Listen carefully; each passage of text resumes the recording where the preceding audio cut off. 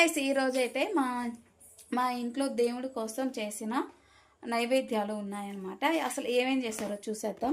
ప్రసాదాలు, ఫస్ట్ పాయసం, అంటే ఇది మా కోసం తీసి పెట్టింది. ఆల్రెడీ ఆ క్యాన్లో పోసి పెట్టింది అమ్మ. మామిడికాయ పులిహోర,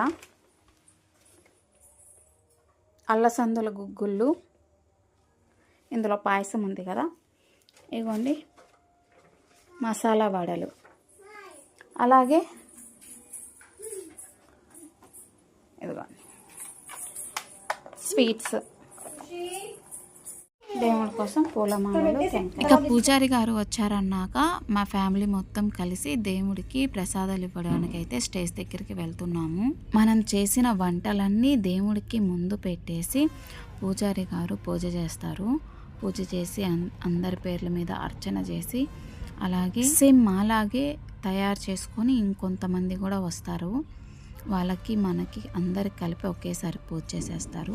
ఒక్కో చోట ఒక్కోలా జరుగుద్ది. మా వైపు అయితే మేము ఇలా చేసుకుంటాం అన్నమాట. మేమైతే ఎలా అంటే ముందుగానే పేర్లు ఇచ్చేస్తాము. అంటే ఎక్కువ మంది ఒకేసారి తేకుండా ఒకే రోజు కాకుండా ఉండేటట్లు 4 రోజులు 5 రోజులు వచ్చేటట్లు చూసుకుంటారు ప్రసాదాలు. ఇంకా పూజారి గారు మన కోసం పూజ చేసేసి హారతలు ఇచ్చేస్తారు. ఆ నెక్స్ట్ మన ఫేవరెట్ ఇంకా ప్రసాదాలు పంచుకొని తినడమే. మా వైపు అయితే చాలా బాగుంటుంది వినాయక చవితి. ప్రతి సంవత్సరం మా వాళ్ళు ఇలా డబ్బులతో అలంకరిస్తారు దేవుణ్ణి. ఎవరైతే ఇచ్చారో మళ్ళీ వాళ్ళకే ఇచ్చేస్తారనమాట. మీకు ఎలా అనిపించింది? బాగుందా? సబ్స్క్రైబ్.